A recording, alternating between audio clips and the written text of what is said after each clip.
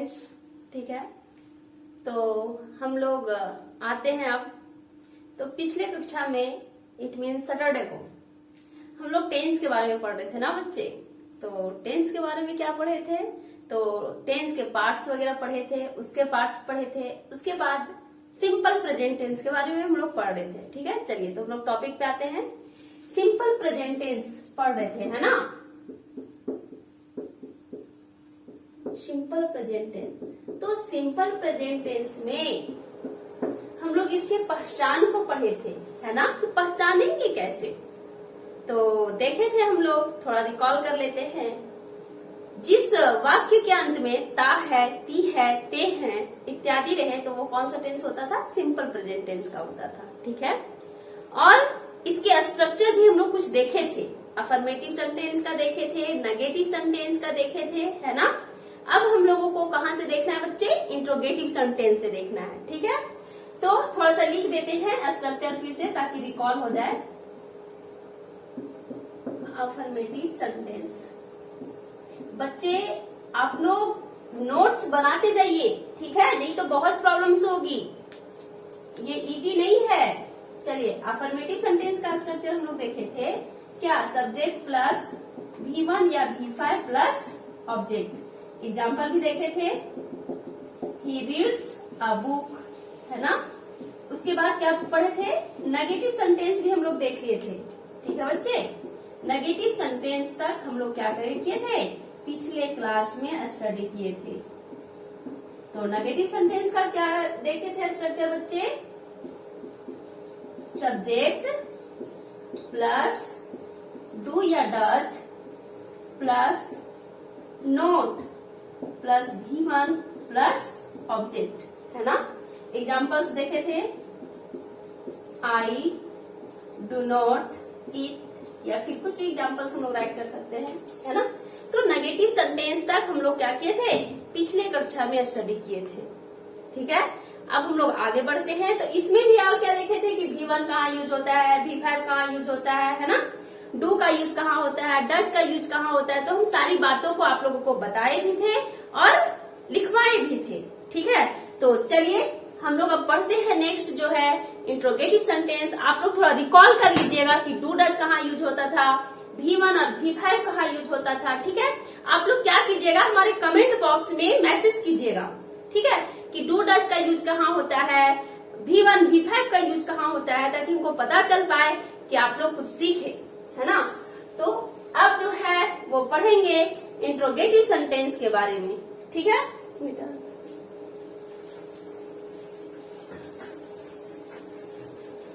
चलिए बच्चे, तो नेगेटिव सेंटेंस तक हम लोग पढ़ लिए थे। अब पढ़ेंगे interrogative sentence. Interrogative sentence means वैसे सेंटेंस जिसमें क्या हो, क्वेश्चन एराइज हो, ठीक है। ऐसे सेंटेंस जिसमें क्या हो, क्वेश्चंस एराइज हो, ठीक है। जैसे, क्या आप स्कूल जाते हो, क्या आप स्कूल जाते हो। देखिए बच्चे, यहाँ पे क्या हो रहा है, क्वेश्चन एराइज हो रहा है ना, हो रहा है ना, कि क्या आप स्कूल जाते हो। तो इसमें क्या हो रहा है, क्वेश्चन एराइज हो रहा है। इट मीन्स ये कौन सा सेंटेंस है, इंट्रोगेटिव सेंटेंस है, ठीक है। तो चलिए इसका स्ट्रक्चर अब हम लोग देखते हैं क्या होता है। इसका जो स्ट्रक्चर होता है बच्चे, वो नेगेटिव में क्या करते थे, डू डज हम लोग सब्जेक्ट के आफ्टर लगाते थे, लेकिन इसमें before first do does plus subject plus V1 plus object. ध्यान से सुनिएगा। अब बच्चे ये डू डज कैसे यूज होगा, तो बताए थे कि ये जो डू डज है वो सब्जेक्ट पे डिपेंड करेगा, है ना, कि मेरा सब्जेक्ट जैसा होगा उसके अनुसार डू और डज का यूज करेंगे। तो हम लोग ये भी बताए थे कि थर्ड पर्सन का सिंगुलर नंबर के साथ डज का यूज करते हैं और बाकी जो बच गया, रेस्ट जो बचा, उसके साथ डू का यूज करते हैं। जिनको नहीं पता है वो फिर से देख लीजिए। हम क्या बोले कि थर्ड पर्सन का singular number, it means he, she, it और नेम के साथ डज का यूज करेंगे, बाकी सबके साथ क्या यूज करेंगे बच्चे, डू का यूज करेंगे, ठीक है। तो इसका क्या बनेगा, क्या आप स्कूल जाते हैं? देखिए बच्चे, यहाँ क्या है? आप। Very good. आपका क्या होता है? यू। और यू के साथ क्या यूज होगा? डू की does. Very good, do use होगा। क्यों बच्चे? क्योंकि ये जो है वो सेकेंड पर्सन का सिंगुलर नंबर है, इसीलिए यहाँ पे डू यूज होगा। ठीक है। अगर थर्ड पर्सन रहता, थर्ड पर्सन का सिंगुलर नंबर रहता, तो क्या यूज होता? डज यूज होता। लेकिन यहाँ जो है वो क्या है? वेरी गुड, सेकेंड पर्सन का है ना, सिंगुलर नंबर है, इसीलिए हम लोग क्या यूज किए? डू का यूज किए। तो डू यू हो गया सब्जेक्ट, डू डज यूज होगा, फिर सब्जेक्ट, फिर क्या है? Verb V1। तो V1 क्या है? Go to school. चलिए, तो ये बात समझ में आया कैसे हम लोग सेंटेंस बनाएंगे, इस बात को समझे। चलिए आगे बढ़े हम लोग। तो इसके बाद एक और आता है बच्चे, देखिए, एक तो क्वेश्चन एराइज होगा, लेकिन उसमें और क्या जुटा रहेगा? नेगेटिव भी होगा। ऐसा भी तो हो सकता है कि क्या हम लोग स्कूल नहीं जाते हैं, क्वेश्चन ऐसा एराइज होगा कि नहीं? हाँ, तो उसको हम लोग कैसे बनाएंगे? तो उसके लिए भी स्ट्रक्चर्स होता है बाबू, उसको कहते हैं हम लोग नेगेटिव इंट्रोगेटिव सेंटेंस या फिर interrogative negative sentence. Very good, negative interrogative sentence या इंट्रोगेटिव नेगेटिव सेंटेंस। ठीक है। तो इसका भी स्ट्रक्चर सेम यही होगा, लेकिन इसमें क्या होगा कि इसमें सब्जेक्ट के बाद नोट यूज होगा। जैसे do does plus subject plus note plus V1 plus object, है ना? बात समझ में आई? क्या यूज होगा? Do does plus subject plus note plus V1 plus object. कोई दिक्कत बच्चे? चलिए इसका एग्जाम्पल्स देखते हैं। क्या आप स्कूल नहीं जाते हैं, इसी को बनाते हैं। क्या आप स्कूल नहीं जाते हैं? ठीक है।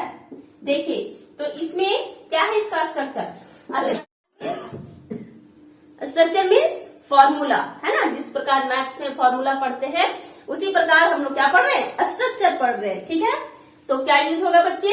यहाँ पे क्या है? सब्जेक्ट आप है, आपका यू होता है, और यू के साथ क्या यूज होता है? डू।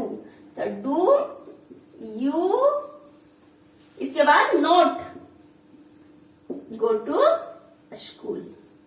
तो ये आपका हो गया बच्चे क्या? Negative interrogative sentence.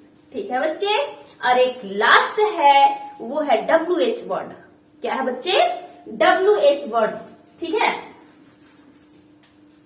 चलिए, तो WH वर्ड को देखते हैं थोड़ा सा, और फिर इस सेंटेंस के समापन की ओर हम लोग चलेंगे। WH वर्ड देखेंगे। WH वर्ड मीन्स, जो WH word it means what, where, who, है ना, वेन, ये जो होता है। ठीक है। इससे पहले आप क्या कीजिए, सब इंग्लिश लिख लीजिए। जैसे कब का क्या होता है बच्चे? वेन। कहाँ का? वेयर। क्या का? व्हाट। क्यों का? वाई। और कैसे का? हाँ, यही इंपॉर्टेंट है। बहुत सारे होते हैं बच्चे, लेकिन ये मोस्ट इंपॉर्टेंट है। ठीक है, जिसका यूज हम लोग जनरली करते हैं रेगुलर। ठीक। तो WH वर्ड में क्या होगा बच्चे? तो ये भी सिंपल, इसका भी स्ट्रक्चर है। कुछ नहीं, जो WH वाला वर्ड है वो पहले यूज होगा, उसके बाद डू डज, उसके बाद सब्जेक्ट, उसके बाद V1 प्लस ऑब्जेक्ट। अगर इसमें नहीं है, नेगेटिव भी है, तो हम लोग सब्जेक्ट के आफ्टर क्या यूज कर देंगे? नोट का यूज कर देंगे, फिर V1 प्लस ऑब्जेक्ट। ठीक है। चलिए एग्जाम्पल्स से बताते हैं। वह कहाँ रहता है? वह कहाँ रहता है? देखिए बच्चे, इसके लास्ट में क्या आया? ताहे आया, है ना? ताहे आया ना, तो ये कौन सा टेंस का हो गया? तो सिंपल प्रेजेंट टेंस का हो गया, है ना? तो देखिए कहाँ का क्या होता है? वेयर होता है। क्या होता है बच्चे? वेयर। और देखिए इसके साथ डू लगेगा कि डज, तो किस पे डिपेंड करेगा? तो सब्जेक्ट पे डिपेंड करेगा। तो सब्जेक्ट क्या है बच्चे? वह है जिसका इंग्लिश ही होता है, और ही के साथ हम लोग जानते हैं कि ये थर्ड पर्सन का सिंगुलर नंबर है तो यहाँ पे डज का यूज होगा। तो क्या होगा, where does he leave. Very good, है ना। तो ये WH वर्ड था, ठीक है। और इसी में अगर नेगेटिव सेंटेंस रहे तो, है ना, नेगेटिव सेंटेंस कहने का मतलब कि नहीं यूज होगा। जैसे देखिए, आप लोग स्कूल क्यों नहीं जाते हैं, क्यों नहीं जाते हैं। देखिए बच्चे, इसमें WH वर्ड भी है और नेगेटिव भी है, ठीक है। तो इसका स्ट्रक्चर भी सेम यही होगा। ओनली क्या करेंगे, सब्जेक्ट के आफ्टर नोट राइट करेंगे। तो इसको चलिए बनाने का कोशिश करते हैं। क्यों का होता है वाई, और आप लोग मीन्स सेकेंड पर्सन का प्लूरल नंबर, और सेकेंड पर्सन के प्लूरल नंबर के साथ क्या यूज होता है, तो डू यूज होता है। तो वाई डू यू नोट, उसके बाद V1 go to a school, ठीक है बच्चे। तो इस प्रकार ये हमारा जो सिंपल प्रेजेंट टेंस का था स्ट्रक्चर विथ एग्जांपल्स क्या हुआ, फिनिश हुआ। बच्चे अब आपको क्या करना है, ध्यान से सुनिए। ये सिंपल प्रेजेंट टेंस का हर एक सेंटेंस का हम लोग क्या जाने, स्ट्रक्चर्स को जाने, उसके एग्जांपल्स को जाने।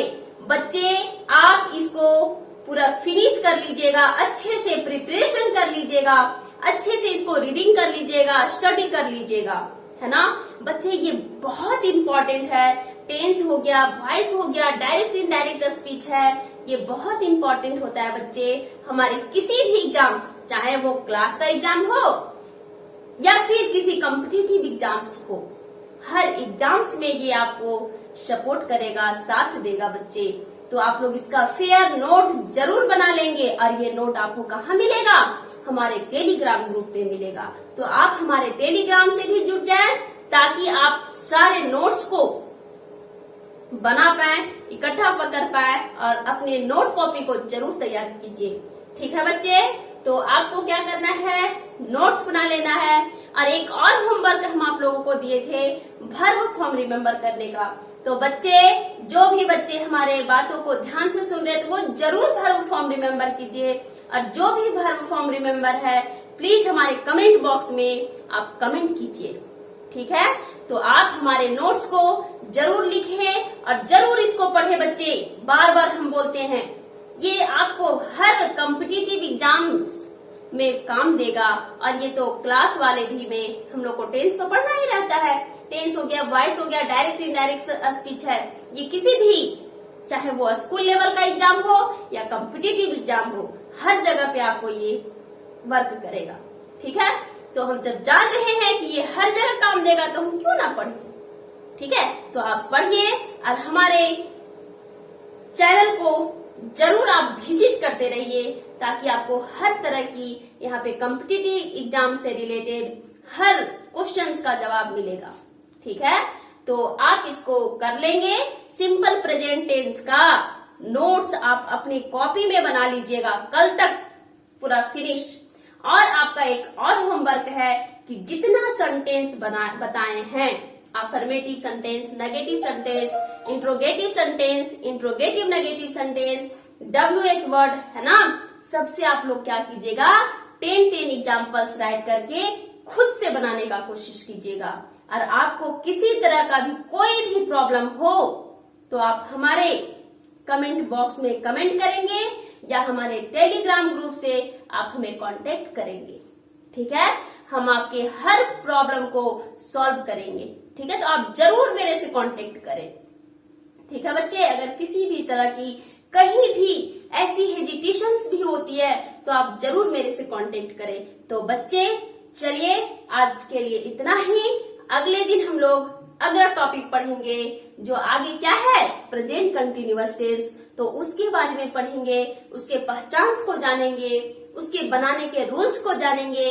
फिर क्या करेंगे, फिर दोनों सेंटेंस को रिलेट करके पढ़ेंगे, ठीक है।